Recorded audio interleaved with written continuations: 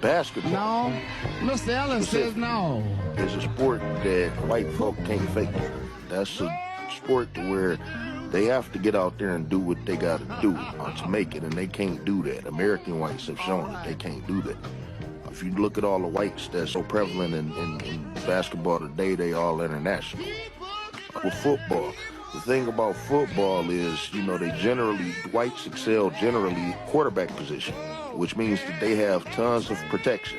They're the bitch out the group. So that's how they're able to be so great, because they got a bunch of Negroes surrounding them, protecting them from hits. But yet the quarterback is called the leader. White supremacists will restrict American Negroes from sports such as hockey, soccer, lacrosse, golf. You know, these sports, those sports in particular, are not, in tennis, are not in our school curriculums.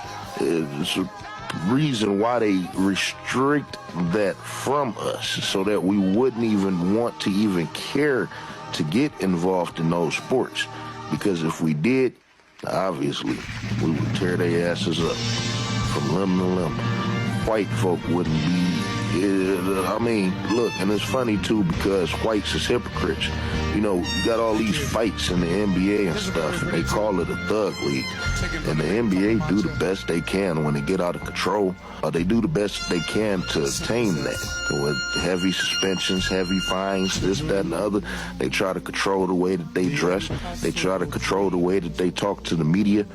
But white folk can go out here and beat each other asses all day long in hockey. As a matter of fact, that was my appeal to the hockey, the fights. It's not the actual game, it's the fights. They could go out there and beat each other ass in lacrosse. They could go out there and beat each other ass in rugby. They could go out there and beat each other ass in soccer.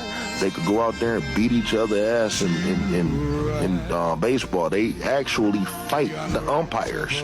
They fight the authority in baseball. And they don't have these perceptions that they are a thug elite. As a matter of fact, these guys are known as American heroes. So it's a major misconception. Much as these white folk point fingers at us, white folk could be just as filthy, if not more. And it's accepted because white America is a white supremacist country. And they'll never admit it. The crazy thing